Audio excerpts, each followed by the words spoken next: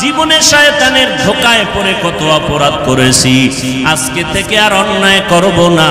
আমার মতো যুবক যদি ড্রাইভারি করে, ব্যবসা করে, চাকরি করে, নামাজ পড়ে, দাড়িওয়ালা হয়, আমি কেন পারবো না রে আল্লাহ?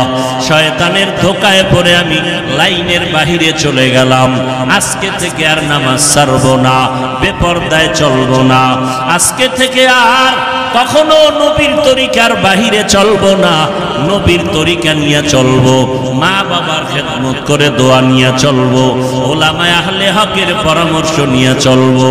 আল্লাহর কাছে যদি এখনো তওবা করতে পারেন, আমার আল্লাহ জীবনের সব গুনাহ একটা মুহূর্তে মাফ করে দিবেন। আল্লাহর কাছে বিনয়ের সাথে তওবা করেন, আয় আল্লাহ আমাদের সবাইকে তওবা করার তৌফিক দান করেন।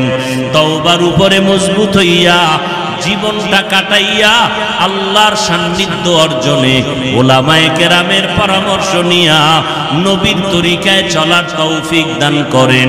তওবার মতো যদি নিয়ত থাকে, মুনাফিকি না থাকে, খাঁটি তওবার নিয়তে দুটো হাত আমার আল্লাহকে দেখায় দেই।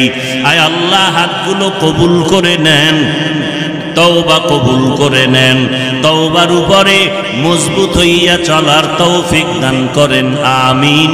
আলহামদুলিল্লাহি রাব্বিল আলামিন, ওয়াসসালাতু ওয়াসসালামু আলা সাইয়্যিদিল আমবিয়াই ওয়াল মুরসালিন ওয়া আলা আলিহি ওয়া আসহাবিহি আজমাইন।